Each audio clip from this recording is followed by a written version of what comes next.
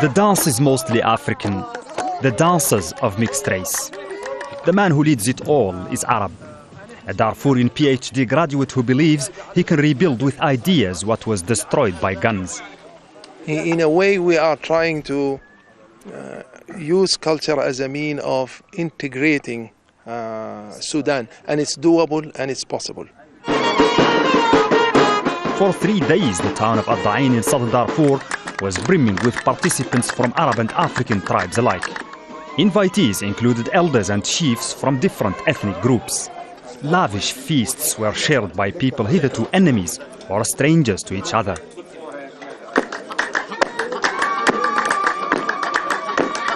Afro-Arab themed dances and clothing styles are displayed. A great Sufi sheikh gave the event a spiritual blessing. Walid, the organizer, is the son of the ruling family in the Rizaigat, the largest Arab tribe in Darfur. The Rizaigat remained impartial in the Darfur conflict. But now, Walid wants them to do more. They have to become proactive and take a leadership role in these reconciliatory efforts. Impartiality with what's happening now, with what we are seeing now in the camps, I think is morally unacceptable. He says he wants to restore to Darfurians the capacity to reconcile on their own. But the move seems to upset the government, which the organizers say led to security difficulties. The festival was organized because we approved it in principle, but the complications were created by the organizing committee. They did not fulfill their proper role of coordination and tried to jump over the barriers.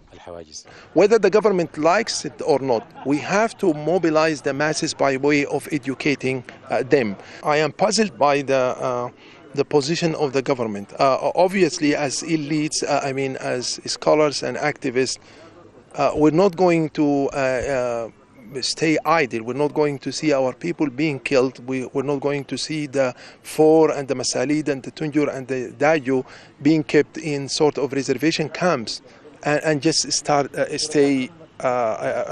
start gazing at them. That's not acceptable.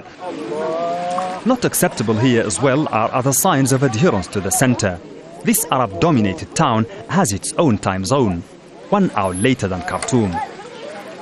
They say when the government changed the time zone a few years ago, it did not consult with them.